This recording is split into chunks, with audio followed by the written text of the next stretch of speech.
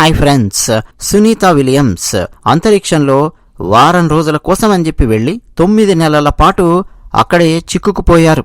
ఆమెను సురక్షితంగా వెనక్కి తీసుకురావడం కోసం నాసా లాంచ్ చేసిన స్పేస్ ఎక్స్ క్రూ డ్రాగన్ ఆదివారం ఐఎస్ఎస్ కు చేరుకుంది.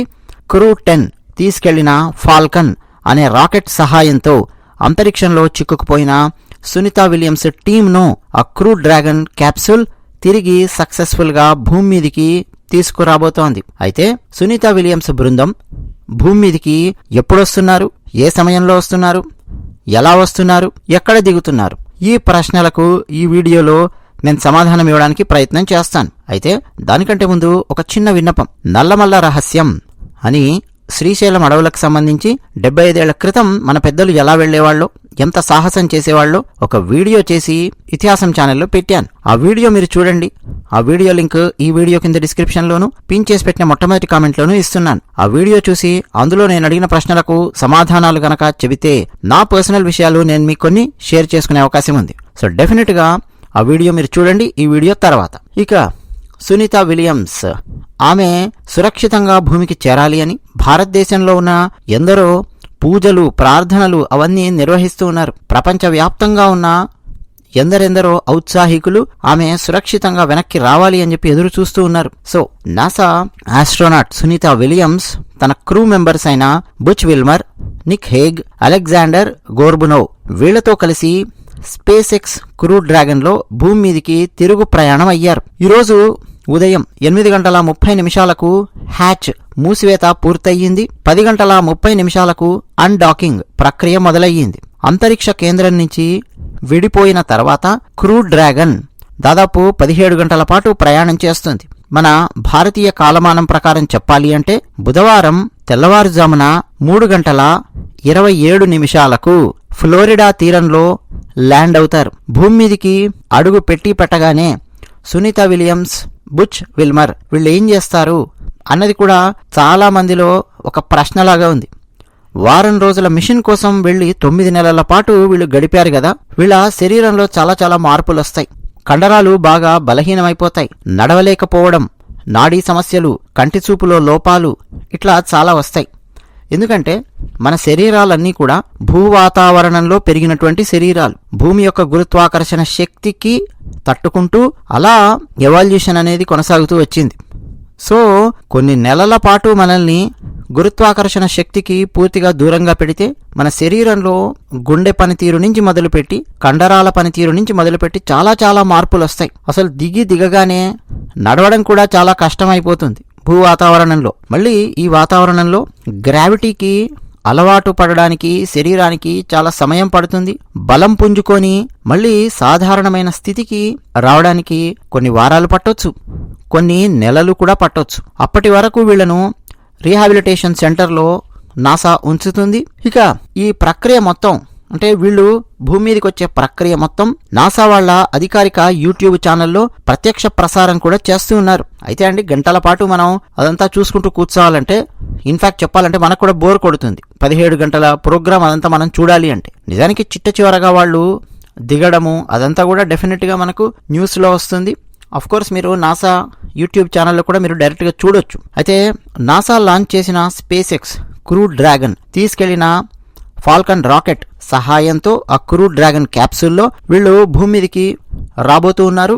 అయితే ఈ స్పేస్ క్రాఫ్ట్ అంతరిక్ష కేంద్రం నుంచి అన్డాకింగ్ అయ్యి తిరిగి భూ ఉపరితలం వైపు ప్రస్తుతం దూసుకొస్తోంది. అంటే ఆల్రెడీ వీళ్ళు జర్నీలో ఉన్నారు. 2024 జూన్ 5వ తేదీన ప్రయోగించిన Boeing star liner space ship లో వారం రోజుల మిషన్ కోసం వెళ్లిన సునీత విలియమ్స్ అలాగే విల్మోర్ వీళ్ళిద్దరూ అక్కడ ఏర్పడిన సాంకేతిక సమస్యల వల్ల ఇరుక్కుపోయి 9 నెలల పాటు అంతరిక్ష కేంద్రంలోనే గడపాల్సి వచ్చింది. అంటే ఇంతకాలం జీరో గ్రావిటీలో వాళ్ళు బతికారండి. సో క్రూ డ్రాగన్ క్యాప్సూల్ ఫ్లోరిడాలో ల్యాండ్ అవుతుంది. ముందుగా ఈ క్రూను హ్యూస్టన్ లో ఉన్న నాసా జాన్సన్ స్పేస్ సెంటర్ దగ్గరికి వీళ్ళని తీసుకెళ్తారు. వైద్య పరీక్షలు, పోస్ట్ మిషన్ ఫార్మాలిటీస్ పూర్తి చేసి సాధారణ స్థితికి వీళ్ళు వచ్చేంత వరకు వీళ్లకు ట్రీట్మెంట్ ఇస్తారు. ఇక మరో అంశం, సునీత విలియమ్స్ కు ఓవర్ టైం ఏమన్నా పే చేస్తారా అన్న ప్రశ్న వస్తుంది. ఎందుకంటే 24/7 అనాలి భూమి యొక్క టైంలో చెప్పాలంటే. 24/7 9 నెలల పాటు వాళ్ళు అక్కడ అంతరిక్షంలో ఉన్నారంటే దాని అర్థం ఏంటి? ఎవరైనా సరే ఉద్యోగి 8 గంటలు పనిచేస్తారు కదండి, అవునా? మరి 24 గంటల పాటు వీళ్ళు పనిచేసినట్టు అయ్యింది, అది కూడా ఇన్ని నెలల పాటు. మరి వీళ్ళకేమన్నా ఓవర్ టైం పే చేస్తారా అన్న ప్రశ్న వస్తుంది. అమెరికా అంటేనే అండి, ముఖ్యంగా ప్రైవేట్ ఎంప్లాయీస్కి సంబంధించి, అంటే కాంట్రాక్ట్ ఎంప్లాయీస్కి సంబంధించి చెప్తున్నా. ఫుల్ టైమర్స్కు అంతగా ఇస్తారో లేదో కొన్ని కంపెనీస్ మీద డిపెండ్ అయి ఉంటుంది, కానీ ఓవర్ టైం అనేది అమెరికాలో పే చేయడానికి ప్రయత్నం చేస్తారు. ఎవరైనా సరే ఒక శనివారం వచ్చారనుకోండి, వాళ్ళకు ఓవర్ టైం పే చేయడం, లేదు వాళ్లకు అదనంగా ఒక రోజు లీవ్ ఇవ్వడం, పెయిడ్ లీవ్ ఇవ్వడం, ఇట్లాంటివన్నీ చేస్తూ ఉంటారు. నిజానికి మన భారతదేశంలో ఉన్నటువంటి ప్రైవేట్ కంపెనీలలో ఈ రక్త పిశాచుల సంఖ్య ఎక్కువగా ఉంటుంది. కార్పొరేట్ వరల్డ్లో రక్తాన్ని డ్రాకులా లాగా పీల్చి పిప్పి చేస్తూ ఉంటారు. మన భారతదేశంలో చాలా మంది సాఫ్ట్వేర్ ఇంజనీర్లను మీరు అడిగితే చెప్తారు, ఈవెన్ ప్రైవేట్ బ్యాంకులను అడిగినా మీరు చెప్తారు, అదనంగా పనిచేస్తే ఎక్స్ట్రాగా డబ్బులు ఇవ్వరు సరికదా, నువ్వేం చేసావులే, నీ పన్ను చేసావు అంతేగాని మాట్లాడతారు. అమెరికాలో అలా ఉండదు, ఓవర్ టైం పే చేస్తారు. కానీ అమెరికాలో ఇప్పుడు వీళ్ళు పనిచేస్తున్నది ప్రైవేట్ కంపెనీ కాదు కదండి, ప్రభుత్వ రంగ కంపెనీ, అవునా? ప్రభుత్వ రంగ కంపెనీ అయ్యేసరికి మరి వీళ్ళకి అదనంగా డబ్బు పే చేస్తారా లేదా అన్న దాని మీద లేటెస్ట్ సమాచారం ప్రకారం చూస్తే వీళ్లకు అదనంగా డబ్బులేమీ ఇవ్వరు.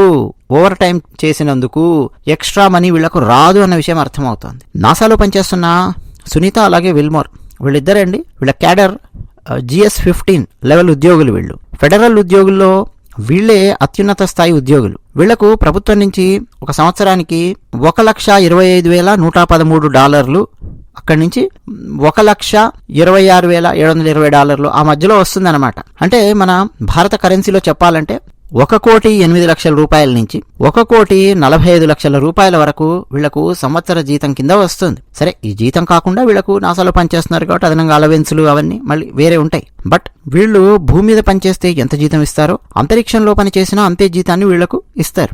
ఆస్ట్రోనాట్స్ ఎవరికి కూడా అండి ఓవర్ టైం వర్క్ చేసినందుకు అడిషనల్ గా శాలరీస్ ఉండవు. అయితే ఇక్కడ భూమి మీద ఉన్నట్టు ఆహార సదుపాయాలు గాని, వ్యక్తిగత అవసరాలకు అయ్యేటటువంటి ఖర్చు కానీ ఏమన్నా ఉందనుకోండి, అంటే వీళ్ళ కుటుంబ సభ్యులకు సంబంధించి కానీ ఏమన్నా ఉంటే ప్రభుత్వం భరిస్తుంది అని అయితే ప్రస్తుతం కొన్ని అమెరికన్ న్యూస్ పేపర్స్ రిపోర్ట్ చేస్తున్నాయి. అయితే వీళ్లకు ప్రభుత్వ TADIL అంటారు కదా, దాని ప్రకారము రోజువారీ భత్యం అంటారు DA.